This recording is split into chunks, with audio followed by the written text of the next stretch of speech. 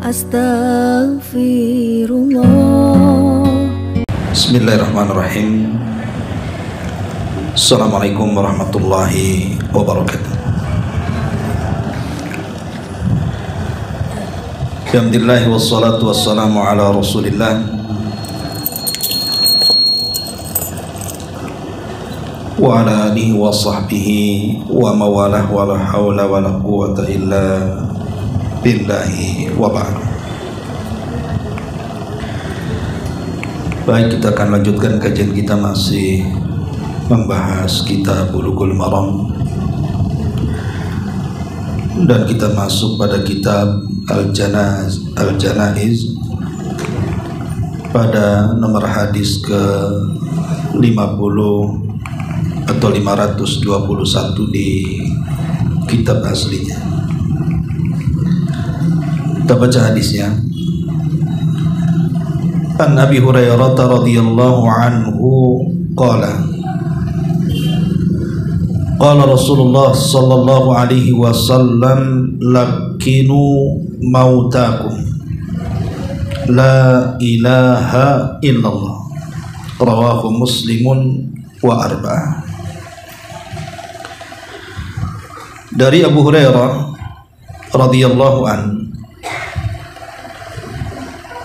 Nabi sallallahu alaihi wasallam bersabda, ejahkan kepada orang yang sedang sakaratul maut di antara kalian kalimat la ilaha illallah, kalimatut tauhid. Al-Imam An-Nawawi rahimahullahu ta'ala menjelaskan dalam Syarah Sahih Muslim, beliau mengatakan man hadarahul mautu wal murad dukkiruhu la ilaha illallah litakuna akhir kalamihi kama fil hadithi man kana akhiru kalamihi la ilaha illallah dakhalal jannah. Barang siapa kematian sedang menjemputnya, yang dimaksud mereka mengingatkan kalimat la ilaha illallah saat detik wafatnya, tujuannya adalah agar akhir ucapan sebelum wafatnya seperti hadis Nabi sallallahu alaihi wasallam, barang siapa yang akhir ucapannya la ilaha illallah maka dijamin masuk surga. Ma'asyiral muslimat yang dimuliakan Allah Subhanahu wa taala, hadis ini ada beberapa faedah yang bisa kita ambil. Di antaranya adalah pentingnya mentalkin orang saat menjelang wafatnya, karena saat itu orang yang menjelang wafat sangat berhajat kepada kita yang masih hidup. Makanya Nabi sallallahu alaihi wasallam memerintahkan, walaupun perintah ini tidak sampai wajib tetapi sunnah, tetapi dengan kita mentalkinkan kalimat la ilaha illallah, itu salah satu pertolongan kita yang bisa kita lakukan kepada orang yang sedang sakaratul maut.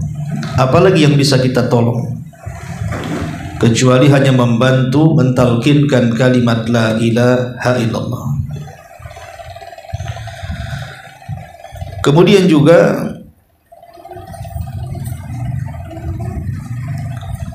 hadis ini menunjukkan bahwa amal itu ditentukan dengan akhirnya.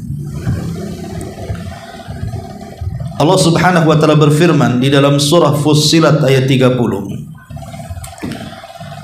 innal ladzina qalu rabbuna Allah thumma istaqamu tatanazzalu alaihimul malaikatu alla takhafu wa la tahzanu wa abshiru bil jannati allati kuntum tu'adun.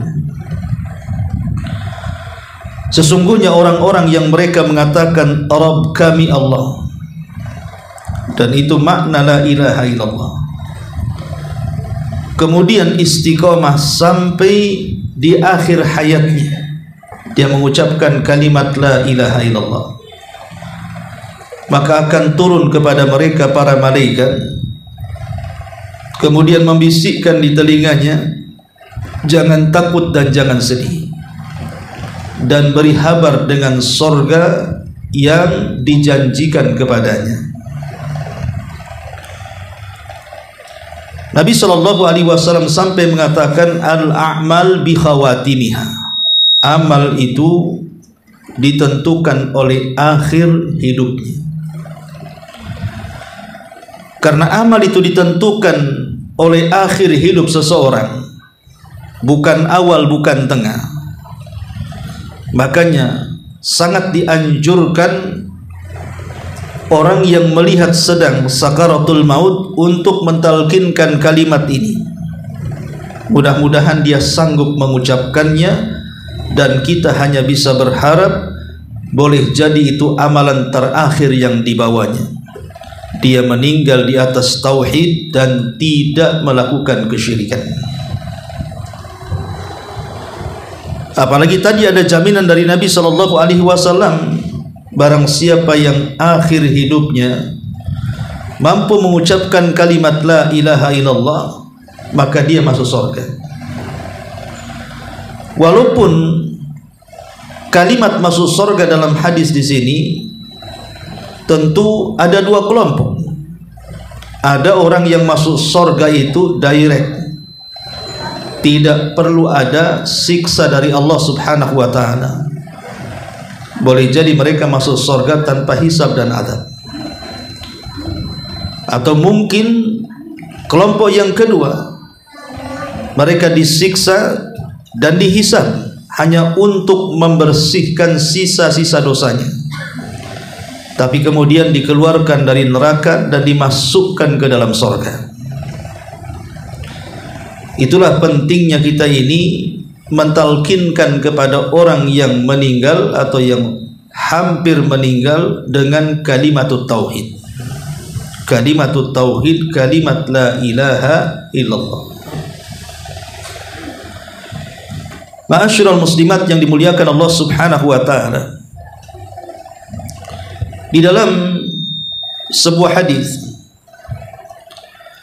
Nabi SAW bersabda,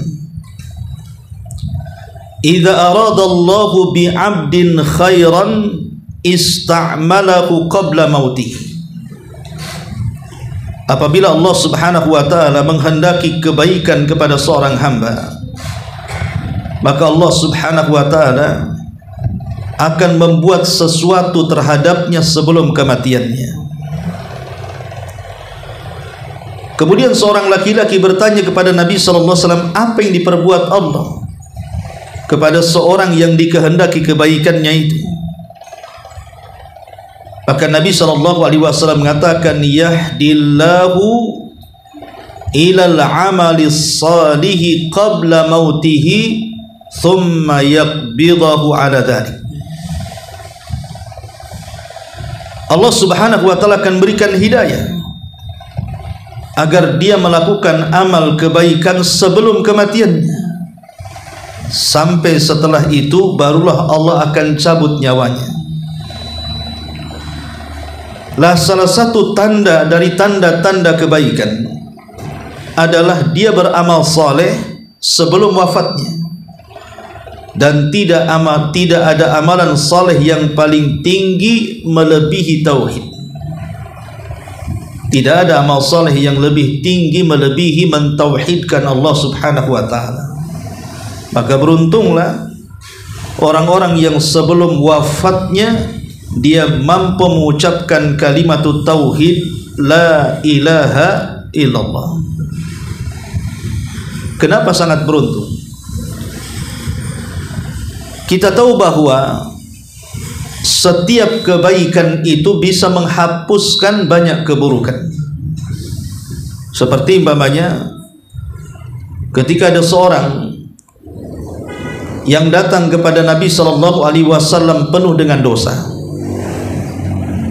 penuh dengan kekufuran, Kemudian dia mengatakan di hadapan Rasul, "Ya Rasulullah, inni fa'altu dzamban 'aziman." Sesungguhnya aku sudah banyak melakukan dosa yang sangat besar sekali, dari maksiat sampai kepada kekufuran. Apalagi orang yang datang ini bukan muslim. Fahal li minat taubah, apakah aku bisa diampuni? Apakah ada tobat untuk? Maka Nabi SAW mengatakan ya. Kemudian orang ini mengatakan, kalau begitu apa tobatnya? Maka Rasul mengatakan, tashhadu an la ilaha illallah wa tashhadu anni Rasulullah. Katakan kau bersaksi bahwa tidak ada sesembahan yang berhak disembah kecuali Allah, dan aku adalah utusan Allah Subhanahu wa ta'ala. Kemudian Nabi SAW bertakbir dan mengatakan, sungguh Allah telah menggantikan seluruh keburukanmu dengan kebaikan. Karena Islam itu bisa menutup seluruh dosa-dosa sebelum Islam. Kalau seandainya orang kafir yang masuk ke dalam Islam dengan mengucapkan kalimatut tauhid dan bersyahadat kepada Nabi SAW bisa menggugurkan seluruh dosa kejahatan selama hidupnya, bagaimana pula seorang yang sudah masuk Islam, yang sudah bersyahadat setiap harinya, dia akhiri kehidupannya dengan kalimatut tauhid, maka kebahagiaan mana lagi yang akan diterima orang yang sanggup mengucapkan kalimat ini sebelum wafatnya? Berarti dia meninggal di atas tauhid, dan tauhid bisa menggugurkan dosa-dosa.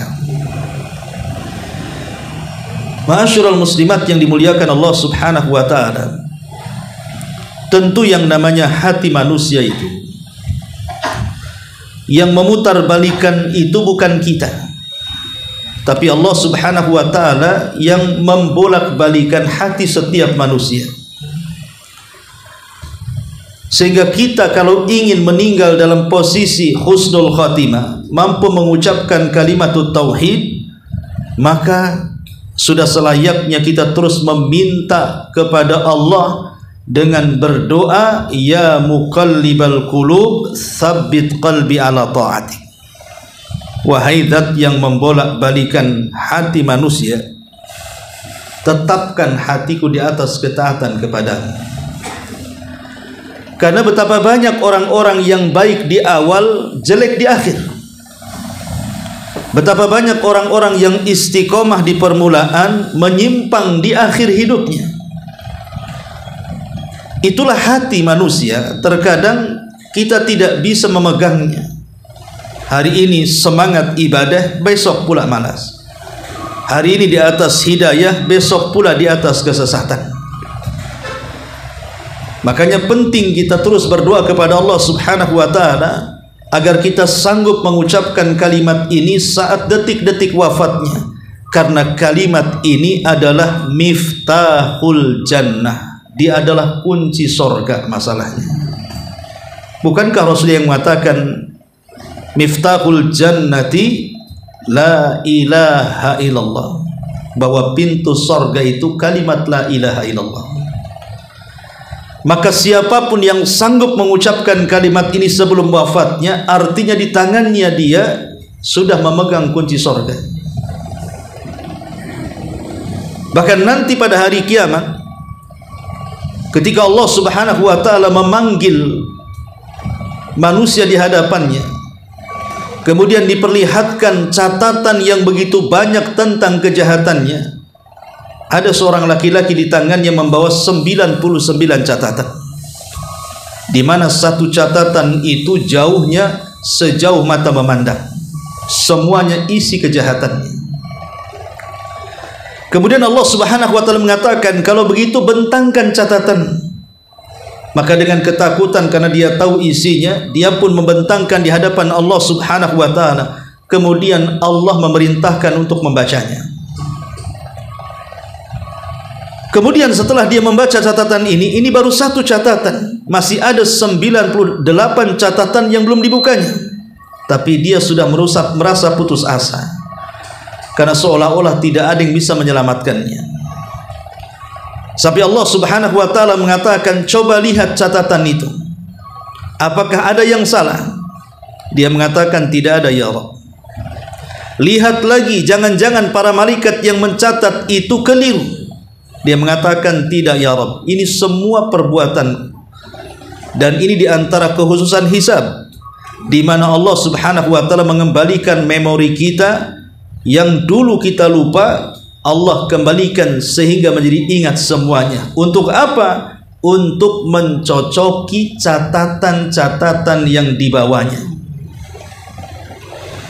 Sehingga Allah Subhanahu wa ta'ala mengatakan, hal laka minal hasanah, apakah engkau punya kebaikan untuk menebus dosamu sebanyak ini? Dia pun mengatakan, ya Rabb, sekalipun aku punya kebaikan, apalah artinya dengan catatan ini yang di dalamnya penuh dengan kejahatanku. Ketika dia putus asa, kakinya ngedak melangkahkan ke neraka, tiba-tiba Allah Subhanahu wa ta'ala memanggilnya dan mengatakan, tidak wahai fulan, engkau memiliki satu kartu. Kemudian orang ini tidak percaya dan mengatakan, kartu apa itu? Kemudian Allah memperlihatkan, ada satu catatan dalam catatannya, kalimatul la ilaha illallah. Kemudian Allah Subhanahu wa ta'ala memerintahkan untuk membawakan timbangan di hadapannya, di mana satu neraca diletakkan 99 kejahatannya, dan di neraca satunya diletakkan kartu yang bertuliskan la ilaha illallah. Tiba-tiba yang terjadi apa? Tasat bihinna la ilaha illallah. Rupanya la ilaha illallah bisa melesat dan menghapus seluruh catatan 99 dari kejahatan itu. Kartu itu menjadi berat. Dan ketika timbangan itu menjadi berat, Allah mengatakan, faman thaqulat mawazinu, maka barang siapa yang berat timbangannya, fahuwa fi 'ishatir radiyah, maka dipastikan dia mendapatkan kehidupan yang diridhai Allah Subhanahu wa ta'ala. Dipastikan dia bahagia. Artinya dia tidak jadi melangkahkan kakinya ke neraka. Kenapa? Karena dia punya kartu sakti tadi. Rupanya dia meninggal di atas kalimat la ilaha illallah. Makanya kita berharap kepada Allah Subhanahu wa ta'ala, jangan sampai kita tidak mengucapkan kalimat ini, karena ini kunci sorga masalahnya. Tetapi para ulama memberikan catatan bahwa kunci sorga kalimat la ilaha illallah itu bukan hanya sekedar diucap saja. Karena mengucapkan kalimat ini semua orang bisa, anak-anak, remaja, orang dewasa, orang tua, bahkan orang kafir kalau diajarkan pun dia bisa mengucapkan kalimat ini. Sehingga menghafal lafadznya saja tidak cukup, harus ada konsekuensi dari ucapan ini. Dengan apa? Mengamalkan isi kandungan di dalamnya, dengan hanya mentauhidkan kepada Allah dan membuang segala jenis kesyirikan yang bisa membahayakan dia di hadapan Allah Subhanahu wa ta'ala. Ma'asyiral muslimat yang dimuliakan Allah Subhanahu wa ta'ala, Al-Imam Al-Mubarakfuri rahimahullahu ta'ala mengatakan dalam kitab Al-Majmu', beliau mengatakan bahwa hendaklah seseorang itu diingatkan, yudzakkaru indal muhtadir, ketika hendak mendekati ajalnya, hendaklah seseorang itu diingatkan, atau yudzakir, mengingatkan. Dengan apa? La ilaha illallah, dengan kalimat tidak ada sesembahan yang berhak disembah kecuali Allah, bila ziyadatin alaiha, tanpa menambah. Tidak usah menambah lagi, cukup kalimat ini saja. Tidak boleh menambah dengan kalimat ini. Falatusan ziyadatu Muhammadi Rasulullah li zahiril akhbar, bahkan menambahkan syahadat anna Muhammad Rasulullah pun tidak dianjurkan, karena memang hadisnya hanya mengatakan ejahkan kepada orang yang sedang sakarat la ilaha illallah, tanpa menambah wa anna Muhammad Rasulullah. Kecuali kalau seandainya yang sedang sakarat ini adalah orang kafir. Kalau memang dia orang kafir, kemudian dia sedang sakaratul maut, boleh jadi mungkin dia bagian dari keluarga kita dan kita ingin menolong kehidupannya, maka saat kita mentalkin orang kafir supaya dia masuk Islam, tidak mencukupkan kalimat syahadat alla ilaha illallah saja, tapi ada syahadat yang keduanya, wa anna Muhammadar Rasulullah. Sebagaimana hadis Nabi sallallahu alaihi wasallam, saat Nabi sallallahu alaihi wasallam mengunjungi pembantunya anak muda dari Yahudi yang kebetulan sakit parah. Jadi orang Yahudi ini suka membantu Nabi, dia anak baik. Tapi Allah Subhanahu wa taala takdirkan dia sakit parah yang membawa kepada kematian. Maka atas jasa-jasanya Nabi sallallahu alaihi wasallam kemudian berkunjung ke rumahnya. Kemudian Rasul duduk di samping orang Yahudi ini, dan ayah orang Yahudi juga di samping anaknya. Kemudian Nabi SAW memandang dengan tajam dan mengatakan, ya gulam, qul la ilaha illallah. Wahai anak muda, ucapkan kalimat la ilaha illallah. Anak muda ini sebelum wafatnya dia memandang ke sana kemari. Terkadang dia pandang Nabi, terkadang dia pandang ayahnya, seolah-olah dia ragu-ragu untuk mengucapkan kalimat itu. Tapi tiba-tiba ayahnya mengatakan kepada anak muda ini, ya bunai ati Abul Qasim. Wahai anakku, taati Abul Qasim. Maksudnya Nabi SAW. Maka Nabi SAW mengatakan, kul ya gulam la ilaha illallah wa anni Rasulullah. Katakan wahai anak muda kalimat la ilaha illallah dan saya adalah utusan Allah. Tiba-tiba anak muda ini mengucapkan dua kalimat syahadat, malaikat maut datang dan mencabut nyawanya. Masuk Islam dia saat detik-detik wafatnya itu. Beruntunglah anak muda ini. Maka Nabi SAW keluar, kemudian mengadahkan kedua tangannya ke langit dan mengatakan, alhamdulillah alladzi anqadhahu minan nar. Segala puji dan puja bagi Allah Subhanahu wa taala yang telah menyelamatkan anak muda ini dari api neraka. Kenapa? Karena dia telah mengucapkan dua kalimat syahadat. Allah selamatkan dari neraka dan Allah masukkan ke dalam surga.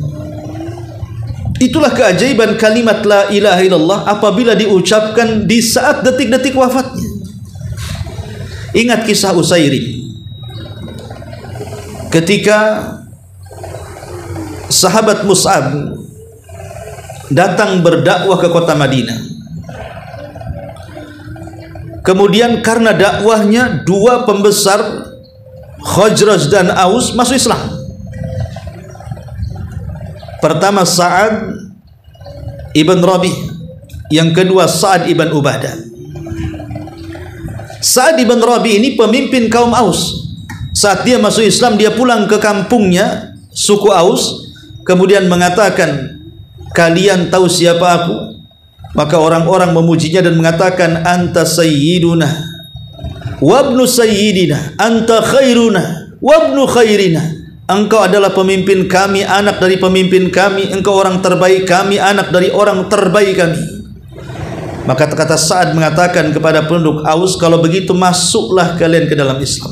Kalau tidak, jangan satu atap denganku. Akhirnya semua suku Aus masuk Islam, kecuali satu orang, namanya Usairim. Dia tidak masuk Islam. Tapi saat terjadi perang Uhud, ketika seluruh kerabatnya ikut terlibat dalam perang Uhud, dia ingin ikut terlibat perang, bukan membela Islam, tidak, karena hanya loyal ingin membantu kerabatnya. Maka dia datang menemui Nabi SAW, kemudian mengatakan, ya Rasulullah, wahai Rasulullah, bisakah aku terlibat dalam perang bersama kerabat-kerabatku? Kata Rasul, tidak bisa. Engkau kafir. Kalau kau ingin terlibat dalam pertempuran ini, bersyahadatlah. Awalnya Usairim tak mau, tapi karena itu syaratnya dia boleh ikut bertempur, maka dia pun dilapangkan dadanya, kemudian Allah berikan hidayah, dan dia pun mengatakan asyhadu an la ilaha illallah wa asyhadu annaka rasulullah, bahwa tidak ada yang bersaksi, bahwa sesungguhnya aku bersaksi tidak ada sesembahan yang berhak disembah kecuali Allah, dan engkau adalah utusan Allah. Akhirnya dia masuk dalam pertempuran, faqatala faqutila, maka dia pun terbunuh mati syahid. Kemudian Rasul mengatakan, aku melihat Usairim berada di sorga. Abu Hurairah radhiyallahu an sangat terkesan dengan peristiwa ini, sampai-sampai dia bercerita di hadapan para sahabat lainnya dan mengatakan, maukah ku beritahu kepada kalian seseorang yang tidak pernah sujud walaupun satu kali, tapi dia bisa masuk sorga tanpa hisab? Orang-orang mengatakan, mana ada wahai Abu Hurairah orang seperti itu? Kemudian Abu Hurairah radhiyallahu an mengatakan, ada, dialah Usairim. Dialah Usairim masuk sorga tanpa pernah sujud walaupun satu kali sujud. Begitulah dahsyatnya kalimat tauhid. Dengan kalimat ini seseorang bisa diselamatkan dari azab neraka yang menakutkan dan dijadikan sorga yang penuh dengan kenikmatan. Makanya kenapa Nabi SAW penuh kasih sayang dengan umatnya. Jangan sampai orang yang meninggal di antara umatnya, mereka meninggalkan kalimat ini sampai kepada akhir kehidupannya. Rasul SAW mengajarkan agar kita mentalkin setiap yang sedang meninggal dari umatnya untuk mengucapkan kalimat tauhid. Supaya apa? Supaya dia tidak menjadi penduduk neraka. Begitulah indahnya Islam dan juga kasih sayang Nabi SAW kepada umatnya. Ma'asyiral muslimat yang dimuliakan Allah Subhanahu wa taala, mengucapkan kalimat la ilaha illallah sebelum kematian adalah satu di antara tanda-tanda husnul khatimah. Jadi mampunya seseorang mengucapkan kalimat itu saat menjelang kematiannya, maka itu tanda yang tampak bahwa dia insya Allah husnul khatimah. Karena Nabi SAW pun sebelum wafatnya mengucapkan kalimat ini. Artinya, kalau seandainya kita berhasil mengejahkan orang itu untuk mengucapkan kalimat la ilaha illallah, maka kita yang mengucapkannya pun dapat kebaikan, karena sudah membimbing orang lain untuk mentauhidkan Allah. Man dalla ala khairin kafaili, siapapun yang mengajak manusia kepada kebaikan, maka dia sama dengan pelaku kebaikan itu. Lah orang yang mengucapkannya dapat keuntungan, karena dia mendapatkan tanda-tanda husnul khatimah, baik akhir kehidupannya. Karena Nabi SAW tadi saya katakan, innamal a'mal bi khawatimiha, amal itu ditentukan akhirnya. Dalam sebuah hadis Nabi SAW mengatakan, fawallahi inna ahadakum ya'malu bi amali ahli nar hatta ma yakun bainahu wa bainaha illa dira fayasbiqu alaihi alkitab fayamalu bi amali ahli jannah fayadkhuluha. Kata Nabi SAW, boleh jadi ada seseorang itu dalam kehidupan dunia sebelum detik wafatnya dia banyak melakukan amalan-amalan penduduk neraka. Boleh jadi dia seorang pezina, boleh jadi dia peminum khamar, boleh jadi dia pemabok, boleh jadi dia pendusta, dan begitu seterusnya. Pokoknya dia banyak melakukan amalan penduduk neraka. Tetapi ketika jarak dia dengan neraka tinggal satu hasta, dia pun melakukan amalan penduduk surga. Dan tidak ada amalan penduduk surga yang lebih istimewa melebihi kalimat tauhid. Kalimat la ilaha illallah. Tidak ada amalan yang paling utama dari amalan-amalan sorga melebihi kalimat tauhid. Apa kata Nabi SAW? Fayasbiku alaihil kitab, maka catatannya mendahuluinya. Fayamalu bi amali ahlil jannah, dia pun beramal seperti amalan penduduk sorga. Fayadkhuluha, maka Allah masukkan ia ke dalam sorga. Siapa menyangka seseorang yang mungkin zahir hidupnya, mungkin dia banyak melakukan dosa, tapi Allah berikan taufik di akhir hayatnya mampu mengucapkan kalimat tauhid. Maka dari sini jangan pernah meremehkan manusia walaupun mereka bergelimang di atas dosa. Dan jangan takjub dengan orang-orang yang di hadapan kita walaupun ketika hidupnya tampaknya ahli ibadah. Karena bagaimanapun ketentuan itu bukan di pertengahan, tapi ketentuan itu ada di akhir. Karena hadis selanjutnya mengatakan, wa innar rajula la ya'malu bi amali ahlil jannah hatta ma yakunu bainahu wa bainaha illa dhira fayasbiqu alaihi alkitab fayamalu bi amali ahlin nar fayadkhuluha. Tapi ada juga yang secara lahiriah ke dalam kehidupan dunia dia banyak melakukan amalan-amalan penduduk sorga. Mungkin dia rajin ke masjid, mungkin suka berzikir, mungkin baca Quran, silaturahimnya rajin, dan begitu seterusnya. Zahirnya kita lihat zahirnya, karena kan kita tidak bisa menghukumi hati manusia. Bisa saja orang melakukan sholat itu karena riya, bisa saja orang yang melakukan sedekah itu karena ingin dipuji manusia, bisa saja orang yang bersilaturahim itu karena ada keinginan dunia. Kita tidak tahu. Cuman kan kita melihat zahirnya saja, seolah-olah antara dia dengan sorga tinggal satu hasta. Di ujung hayatnya dia keseleo, kepeleset, melakukan amalan penduduk neraka. Maka Allah masukkan dia ke dalam neraka.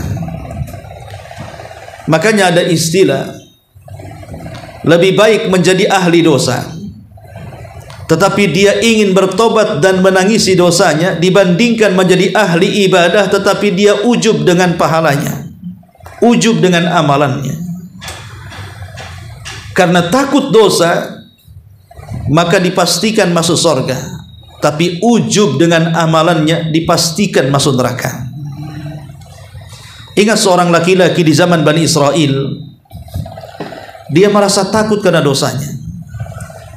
Kemudian dia mengumpulkan ahli warisnya, kemudian dia berwasiat kepada mereka, kemudian dia mengatakan, wa immitu fa ahrikuni, kalau aku mati bakar aku, kremasi aku. Kemudian debunya lempar di semua lautan dunia. Alasannya, kalau Allah sanggup membangkitkan aku, tentu Allah akan mengadab diriku yang tidak pernah seseorang pun diadab seperti aku, katanya.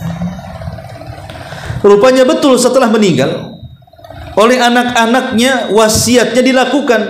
Dia pun kemudian dibakar, kemudian abunya dilepas di beberapa lautan, tapi dia tidak sadar annallaha ala kulli syai'in qadir. Allah itu atas segala sesuatu mampu. Tiba-tiba Allah subhanahu wa ta'ala kumpulkan seluruh abu jasadnya, kemudian dibentuk lagi menjadi manusia, kemudian dihadapkan kepada Allah subhanahu wa ta'ala. Kemudian Allah bertanya kepada orang ini, ya fulan, kenapa engkau melakukan seperti itu? Apa masalahmu? Kenapa kau berwasiat seperti itu? Maka dia mengatakan, khaufuka ya Rabb, aku lakukan karena perasaan takut yang mendalam kepadamu, dan aku yakin kalau engkau membangkitkan diriku, kau akan azab aku melebihi manusia yang lainnya. Kemudian Allah mengatakan, apakah rasa takutmu jujur dari hatimu? Dia mengatakan, iya. Maka Rasul mengatakan, masukkan orang ini ke dalam surga. Perasaan takut karena dosa itu bisa memasukkan orang ke surga, tapi ujub karena merasa bangga dengan amalannya, maka dia telah ditipu oleh tipu daya setan. Ingat ketika Nabi SAW sedang duduk-duduk dengan para sahabat di sebuah masjid, di Masjid Nabawi. Tiba-tiba kemudian para sahabat menceritakan ada seorang sahabat yang tidak tertandingi solat malamnya, tidak tertandingi puasanya, tidak tertandingi baca Qur'annya, top markotop istilahnya. Pokoknya semua amal dialah yang paling utama di antara semua sahabatnya. Kata Nabi SAW, yang mana satu orangnya? Tiba-tiba kemudian dari ujung salah satu pintu Masjid Nabawi lewat seorang laki-laki yang rambutnya basah karena habis berwudu. Tiba-tiba sahabat mengisyaratkan, itu orang yang kami bicarakan wahai Rasul. Kemudian orang itu ikut duduk bersama di majlis Nabi. Tapi Rasul mengatakan sebelum orang ini datang ke majlis itu, menghabarkan di hadapan para sahabatnya, sungguh aku lihat di wajahnya ada sentuhan setan. Sahabat heran, kok bisa orang yang paling ahli salat malam, yang paling ahli puasa, yang baca Quran, kenapa wajahnya penuh dengan sentuhan setan? Kata Rasul, nanti kalian akan tahu sendiri. Kemudian orang ini duduk di majelis Rasul, mulailah Rasul bertanya kepadanya, wahai fulan, jawablah dengan jujur. Iya wahai Rasul, apa yang kau tanyakan? Maka Rasul mengatakan, wahai fulan, apakah kalau engkau pulang ke kabilahmu, engkau merasa lebih baik di antara mereka, engkau merasa lebih hebat di antara mereka? Maka orang ini mengatakan, iya, perasaan itu terkadang ada wahai Rasul. Maka Rasul mengatakan, pantaslah di wajahmu penuh dengan sentuhan setan. Kenapa? Itu sifat ujub. Ya. Sifat ujub ini tipu daya setan, dan setan itu mengajak orang masuk neraka. Ya. Makanya kembali bahwa terkadang kita tidak ada yang tahu akhir kehidupan manusia, sehingga kita tidak boleh menilai sembarangan. Boleh jadi terkadang secara lahiriah dia ahli maksiat, ternyata dia punya amal yang tersembunyi antara dia dengan Allah yang bisa menghancurkan dosanya, yang kita tidak punya. Atau kita merasa amal paling baik, rupanya tidak punya amalan yang bisa menyelamatkan kita, karena semua amalan yang dilakukan kita riya, ujub, takabur, dan yang lain sebagainya. Maka pentingnya saling menghargai di sini dan saling mendoakan agar kita semua tetap di atas hidayah Allah Subhanahu wa taala, karena yang terpenting kalau ingin mendapatkan kematian husnul khatimah itu, kita harus mencari sebabnya. Lalu apa sebabnya? Pertama, tahqiqul iman. Tahqiqul iman, mewujudkan iman. Harus betul-betul iman ini dijaga dengan baik. Jangan sampai tergoyahkan dengan urusan dunia. Karena betapa banyak gara-gara urusan dunia iman langsung menurun drastis. Gara-gara urusan dunia, sibuk dengan dunia meninggalkan sholat, sibuk dengan dunia meninggalkan puasa, sibuk dengan dunia meninggalkan majelis ilmu dan lain sebagainya. Sibuk dengan dunia itu bisa menurunkan kekuatan iman. Maka tingkatkan iman. Yang kedua, ya, di antara sebabnya adalah al-istiqamatu. Ini yang paling penting, menjaga keistiqomahan, ketaatan kita kepada Allah Subhanahu wa taala. Istiqomah ini berat, tetapi memang begitulah, wajar kalau seandainya Allah Subhanahu wa taala memberikan balasan yang setimpal, karena memang istiqomah ini berat. Tidak semua orang sanggup istiqomah. Bagaimana kita harus sabar coba? Istiqomah itu kan gambarannya dia harus sabar ketika melaksanakan ketaatan, harus sabar ketika meninggalkan kemaksiatan, dan harus sabar ketika menghadapi qada dan qadar. Ya. Ini yang kedua. Jadi sebab kalau kita ingin husnul khatimah adalah istiqomah. Kemudian yang ketiga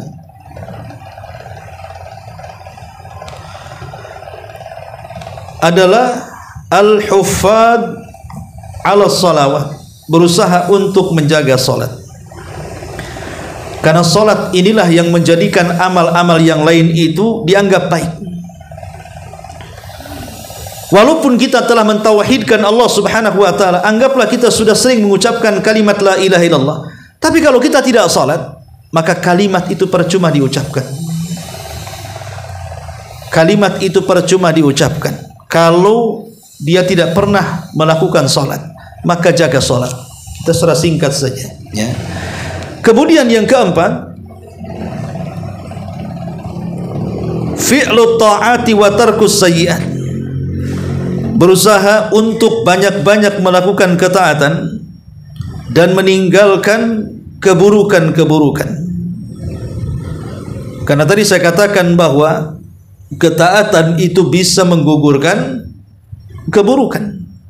Sehingga dengan ketaatan yang setiap hari kita lakukan dari sholat, zikir, baca Quran, ke majelis ilmu dan yang lainnya, sedikit demi sedikit keburukan-keburukan itu akan terkikis, sehingga memudahkan kita saat kematian kita untuk mengucapkan kalimat la ilaha illallah.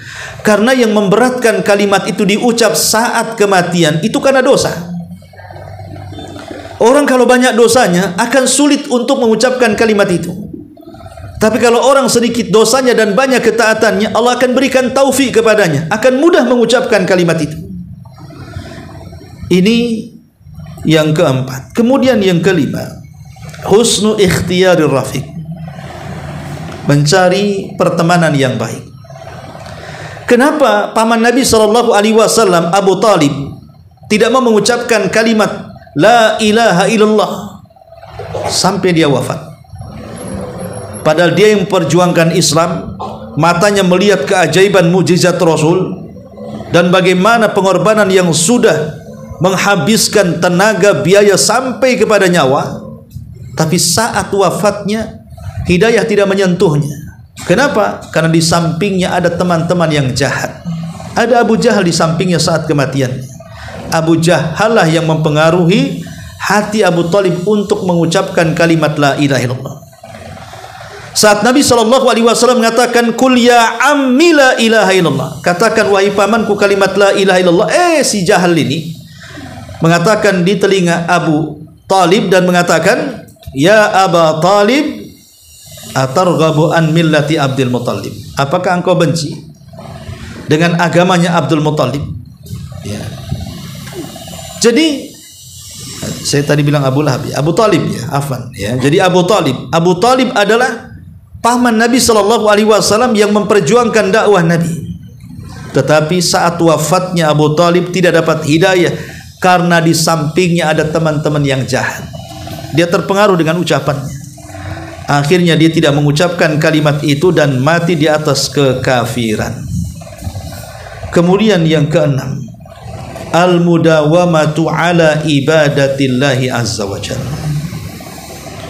Jangan terputus untuk senantiasa beribadah. Karena Allah mengatakan dalam surah Al-Hijr ayat 99, wa'bud rabbaka hatta ya'tiyakal yakin. Sembahlah Allah sampai datang kematian kepadamu. Makanya Isa bin Maryam saat berada di buayan ibundanya, dan ini salah satu mukjizat Isa bin Maryam adalah mampu berbicara saat dalam buayan. Artinya satu di antara sekian bayi yang bisa bicara. Salah satu ucapan Isa yang diabadikan dalam Al-Quran adalah waja'alani mubarakan aynama kuntu wa awsani bis salati waz zakati ma dumtu hayya. Dan semoga Allah menjadikan aku hidup dengan berkah dimanapun aku berada. Dan Allah Subhanahu wa ta'ala telah memberikan wasiat kepadaku agar jangan meninggalkan salat dan zakat selama aku hidup. Artinya Isa bin Maryam telah diberikan wasiat agar jangan meninggalkan salat sampai kematiannya. Karena memang al-mudawamatu ala ibadatillah, terus menerus di atas ibadah itu salah satu sebab husnul khatimah. Kemudian yang nomor 7, tajaddud at-taubati likulli dzambin. Senantiasa memperbaharui taubat pada setiap dosa yang kita lakukan. Jangan menumpuk-numpuk dosa. Kalau kita melakukan dosa hari ini, tobat hari ini. Kalau kita mengumpulkan dosa bulan ini, tobat bulan ini. Jangan sampai menumpuk-numpuk dosa. Apalagi sampai kemudian bernyanyi dengan bahasa taswib, saufa wa saufa. Kapan mau tobat? Nanti dan nanti. Jangan hindari kalimat nanti dan nanti. Nantilah kalau sudah haji, nantilah kalau sudah umroh, nantilah kalau sudah usia 50-60 tahun, dan begitu seterusnya. Justru orang ini tidak akan pernah bertobat selamanya. Ya. Kemudian juga di antara sebab seseorang itu mendapatkan husnul khatimah yang ke-8, al-ihtimam bi salahil qalbi, punya perhatian dengan kejernihan hati, kebersihan hati. Kenapa demikian? Karena Allah tidak pernah memandang harta kita, tidak pernah memandang fisik kita. Yang Allah pandang sebelum amal itu hati dulu.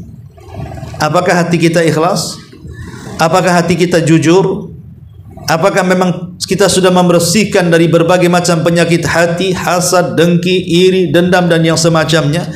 Maka perhatikan itu. Ya. Kemudian yang ke-9, as-sidqu ma'allah, senantiasa menganggap benar apapun yang dihabarkan Allah Subhanahu wa ta'ala, jujur dengan Allah.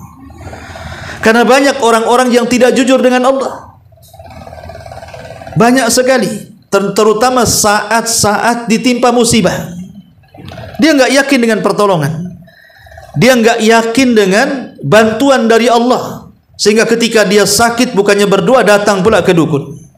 Ketika kemudian tertimpa masalah usahanya, bukannya minta pertolongan kepada Allah, maka mengandalkan jimat-jimat dan tanggal-tanggal. Dia nggak yakin dengan Allah. Nah, ini bahaya yang seperti ini. Ya. Kemudian yang nomor 10, an yarjuallah indal mauti wa an yakhafu dhunubahu. Hendaklah banyak-banyak mengharap kepada Allah saat kematiannya dan takut akan dosa-dosanya. Walaupun soal al-khauf war raja, perasaan takut dan mengharap ini, ulama memerincinya. Ya. Kalau saat sehat wal afiat, seperti kita sekarang ini sehat wal afiat, alhamdulillah, maka rasa takut harus dibesarkan dibandingkan harapan. Perasaan takut harus diutamakan dibandingkan harapan. Tetapi saat orang itu sedang sakit dan sakitnya parah, apalagi menjelang ajalnya, maka perasaan harap harus lebih tinggi dibandingkan perasaan takutnya. Jadi mengharap surga itu harus lebih tinggi dibandingkan takut akan dosa-dosanya. Karena kalau seandainya rasa takut dipupuk saat kematiannya lebih tinggi dibandingkan harapan masuk surga, maka dipastikan dia akan putus asa saat kematiannya, dan dia akan memvonis dirinya pasti masuk neraka, pasti masuk neraka. Tapi kalau perasaan harap yang lebih tinggi dibandingkan perasaan takutnya, maka insya Allah dia tidak mungkin putus asa saat kematiannya, dan dia akan merasa bahwa dia ada kesempatan masuk surga. Kenapa? Karena putus asa itu serangan terakhir setan saat menjelang kematian manusia. Itu senjata terakhir tuh. Setan akan membuat putus asa kepada orang sebelum kematiannya. Karena putus asa itulah yang menghalangi kita bertobat kepada Allah Azza wa Jalla. Maka kalau itu berhasil, berarti setan sudah berhasil menjadikan kita su'ul khatimah. Ya. Kemudian juga yang nomor 11, husnudzan billah, berbaik sangkalah dengan Allah Subhanahu wa ta'ala. Banyak-banyak berbaik sangka dengan Allah. Kalau kita ditimpa musibah, berbaik sangka dengan Allah. Mungkin Allah sedang menguji saya supaya membersihkan dosa saya. Mungkin Allah sedang menguji saya supaya meningkatkan derajat saya. Mungkin Allah menguji saya karena dosa-dosa yang sudah pernah saya lakukan tempo dulu, dan begitu seterusnya. Banyak-banyak berhusnudzan, berbaik sangka dengan Allah. Jangan berhusnudzan kepada Allah, jangan bersuudzon dengan Allah Subhanahu wa ta'ala, karena Allah itu akan bersama prasangka hambanya. Masalahnya, kalau prasangka hambanya baik kepada Allah, Allah akan baik kepada kita. Kalau prasangka kita buruk kepada Allah, Allah pun akan berlaku buruk kepada kita. Kemudian yang nomor 12, anta'tiyahu maniyatuhu wa huwa yu'min billahi wal yawmil akhir wa yuhibbu linnas ma yuhibbu li nafsi. Hendaklah cita-cita terakhir dia sebelum wafatnya betul-betul dia menanamkan kecintaan kepada Allah dan hari akhir, dan dia mencintai manusia seperti mencintai dirinya sendiri. Kemudian Yang terakhir ini yang paling penting, takwa dan doa. Bertakwa dan berdoa kepada Allah Subhanahu wa taala. Inilah di antara keterangan sedikit dari hadis yang ke 521. Taib sampai di sini satu hadis saja. Insyaallah kita lanjutkan di minggu yang lain tentang hadis berikutnya. Sebelum saya akhiri, silakan kalau ada yang mau bertanya.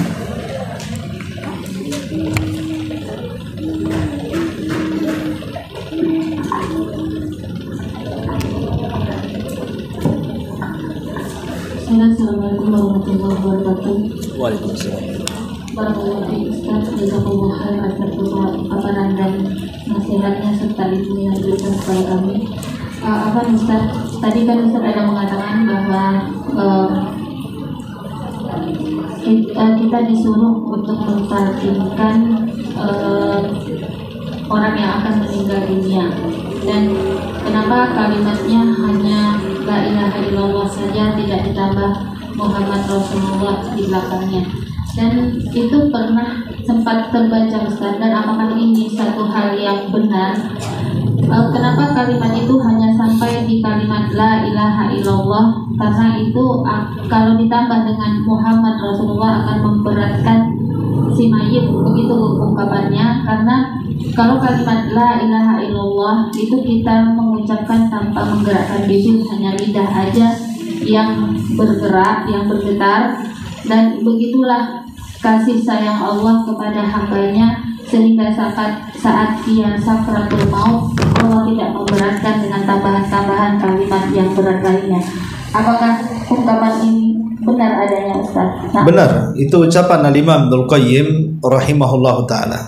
Jadi ungkapan itu adalah yang diucapkan Al-Imam Ibnul Qayyim rahimahullahu ta'ala.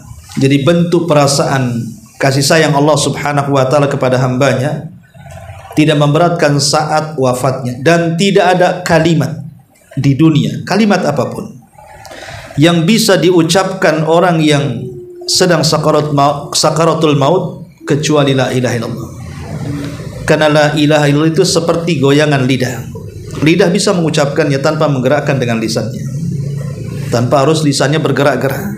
Lidah dia sudah bisa bergerak. Tapi kalimat lain, lidah susah untuk mengucapkannya. Dan ini keajaiban kalimat la ilaha illallah. Itulah satu-satunya kalimat yang bisa diucapkan. Tetapi masalahnya di masyarakat kita ini terkadang tidak memahami kalimat tauhid. Bahkan mereka mengganti kalimat ini dengan kalimat-kalimat yang lainnya. Dengan kalimat istighfar, betul kalimat istighfar itu bagus. Ya, dengan kalimat tasbih, tahlil, tahmid, takbir, itu bagus. Tapi tidak ada kalimat yang lebih afdal melebihi tahlil. Afdalu kalimati la ilaha illallah. Seutama-utama kalimat adalah kalimat la ilaha illallah. Jadi ungkapan tadi benar. Ya. Jadi kalimat la ilaha illallah itu cukup bagi orang yang sudah muslim. Tapi bagi orang yang di luar Islam, bagi orang yang di luar Islam ini menjadi silang pendapat para ulama. Ada yang mengucapkan kalimat la ilaha illallah saja seperti kisahnya Abu Talib. Abu Talib kan ketika meninggal cukup mengucapkan la ilaha illallah saja. Qul ya ammi kalimatu la ilaha illallah, kan begitu. Tetapi dalam riwayat yang lain ada tambahan wa anni Rasulullah, supaya dia melengkapkan kalimat itu. Bahwa bersaksi tidak ada sembahan yang berhak disembah kecuali Allah, dan juga ada persaksian pengakuan bahwa Muhammad adalah utusan Allah. Wallahu a'lam. Satu lagi Ustaz, tadi kan Ustaz menyampaikan tentang hadis di toko, di mana seorang laki-laki yang memiliki 99 catatan amal, yang 99 itu adalah isinya keburukan, hanya satu aja yang tertulis kalimat tauhid, kalimat la ilaha illallah. Yang ingin ditanyakan adalah apakah orang tersebut di dalam atau penjelasan ulama yang lain ada mengatakan bahwa beliau ini, orang ini akan nantinya begitu masuk surga, ataukah dia akan mengalami azab dulu Ustaz, dan pada akhirnya dia akan dimasukkan ke dalam surga. Apakah ada penjelasan seperti itu, Ustaz? Iya, alhamdulillah. Tadi saya sudah katakan bahwa masuk surga itu kan ada dua kelompok. Dan dua-duanya adalah ahli tauhid. Makanya ketika para ulama mendefinisikan tentang surga, apa itu surga? Maka ulama mengatakan darun a'addallahu lil muttaqin waliman asa minal muwahhidin. Surga itu satu tempat yang diperuntukkan untuk orang yang bertakwa dan untuk ahli maksiat dari kalangan ahli tauhid. Catatan untuk ahli maksiat bukan sampai di sini, yang maksiatnya ahli tauhid. Ya. Makanya ketika para ulama, apakah mencukupkan orang yang mentauhidkan Allah masuk surga? Walaupun dia berzina, walaupun dia minum khamar. Kan ada hadis yang mengatakan wa in sarak wa in zana wa in sarak, walaupun dia berzina, walaupun dia mencuri, wahai Rasul, wa in zana wa in sarak, walaupun dia berzina, walaupun dia mencuri, yang penting dia mentauhidkan Allah, dia masuk surga. Ulama mengatakan tidak cukup orang mentauhidkan Allah itu masuk surga secara direct, tapi dia harus menyempurnakan tauhid dengan menjauhi dosa-dosa besar yang lainnya. Berarti dari sini orang yang sempurna tauhidnya, maka dia akan masuk surga direct tanpa ada azab dan hisab. Tapi orang yang mungkin kurang sempurna tauhidnya, boleh jadi mungkin dia masih melakukan dosa besar seperti berzina, minum khamar dan lain sebagainya, tapi dia tidak menyekutukan Allah. Dia tidak pernah ke kuburan meminta-minta, dia tidak pernah datang ke dukun, dia tidak yakin dan percaya dengan tangkal dan begitu seterusnya. Maka boleh jadi dosa-dosa besar ini itu kembali kepada tahta masyiatillah, kembali kepada kehendak Allah. Kalau Allah berkehendak, Allah ampuni dan Allah langsungkan masuk ke dalam surga tanpa mampir di neraka. Tapi kalau Allah mau, boleh jadi Allah masukkan dulu ke neraka untuk membersihkan dosanya, tapi ujung-ujungnya masuk surga. Itulah pentingnya mentauhidkan Allah. Seburuk-buruknya orang yang mentauhidkan Allah dengan dosa-dosa besarnya, tetap ada kesempatan masuk surga. Itu maksudnya. Wallahu a'lam. Izin membacakan pertanyaan dari WA. Pertanyaan begini, Ustaz, apakah nanti kita suami istri itu akan bisa satu surga, Ustaz, di mana ketika di dunia suami dan istri itu amalnya berbeda-beda? Bismillah, alhamdulillah. Selama tidak bercerai, walaupun amalannya berbeda-beda, maka mereka akan menjadi satu surga. Cuman kan ada yang masuk surga duluan, entah suaminya entah istrinya. Tapi selama dua-duanya masuk surga, maka Allah akan pertemukan dengan pasangannya di dunia. Sebelum, kalau dia tidak bercerai ya. Tapi kalau dia bercerai, itu sudah bukan suami istri di dunia. Berarti tidak ada kesempatan untuk masuk surga. Bagaimana dengan suami yang meninggal? Ini pun pernah ditanyakan oleh Ummu Salamah radhiyallahu anha. Kita tahu bahwa Ummu Salamah tidak pernah mencintai melebihi suaminya Abu Salamah. Bagi dia Abu Salamah itu laki-laki terbaik. Abu Bakar melamar ditolak, Umar melamar ditolak, semua ditolak dia. Sampai Rasul ditolak dia. Tapi menolaknya dengan cara halus. Karena itu kan urusan hati. Ini urusan hati. Soal cinta aja Rasul tidak adil dengan istri-istrinya. Tapi Ummu Salamah menolak Rasul dengan cara yang lembut sekali, dengan mengatakan, ya Rasulullah, aku ini sudah tua, banyak gadis-gadis di sana katanya. Yang kedua, aku ini wanita pencemburu, banyak pula istrimu.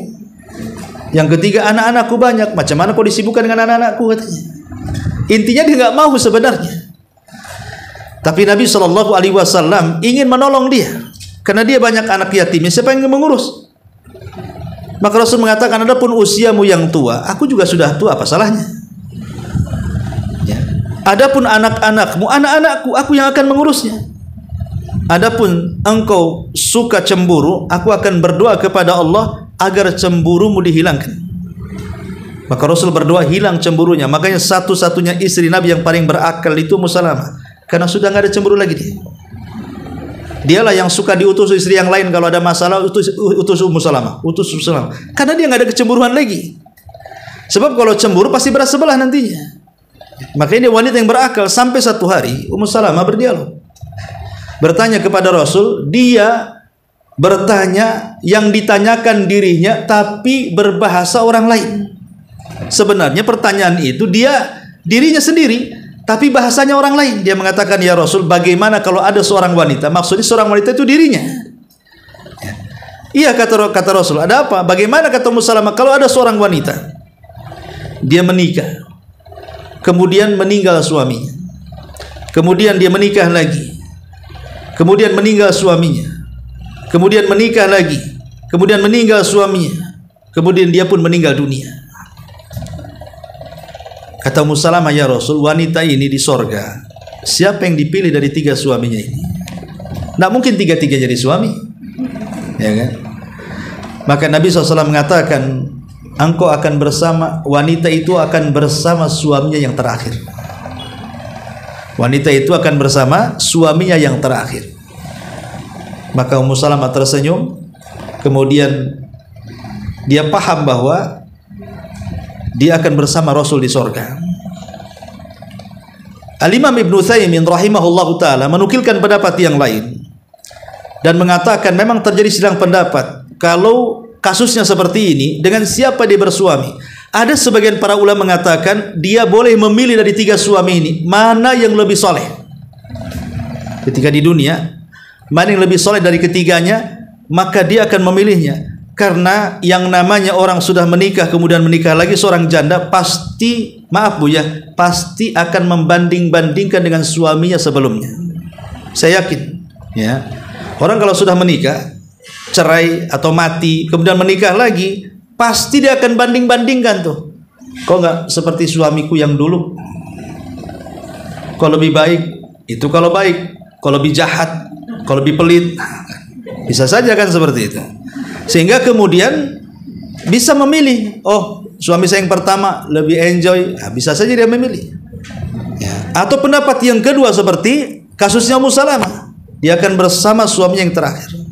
Makanya kenapa ketika Utsman bin Affan radhiyallahu anhu terbunuh oleh kelompok Sabaiyah, istri Utsman itu dilamar oleh Muawiyah karena sama-sama dari Banu Umayyah, tapi ditolaknya karena dia ingin bersama Utsman di sorga.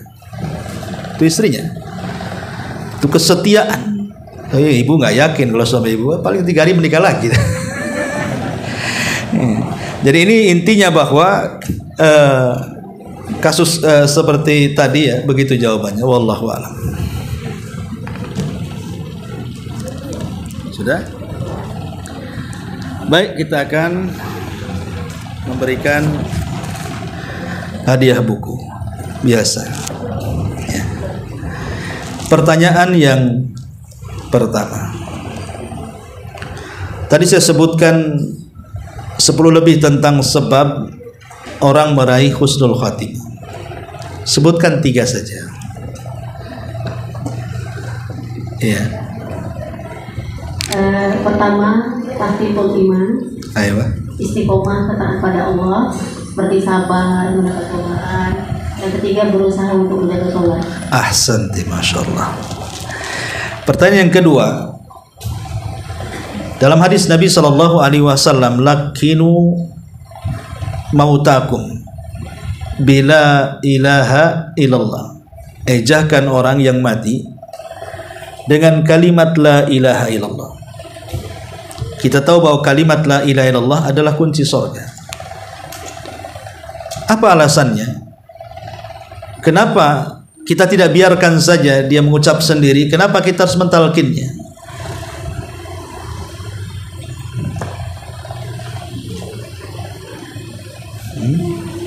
Kenapa kita harus mentalkinnya dia? Biarkan aja lah dia mengucapkan kalimat itu sendiri.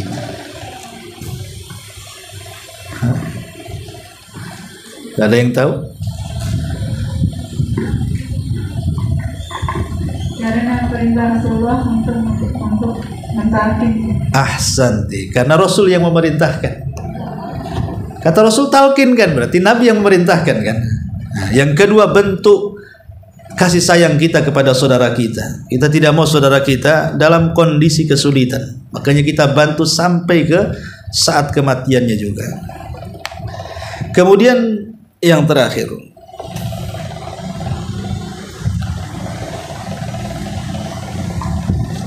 siapa tadi sahabat yang tidak pernah sujud walaupun satu kali tapi masuk surga tanpa hisab?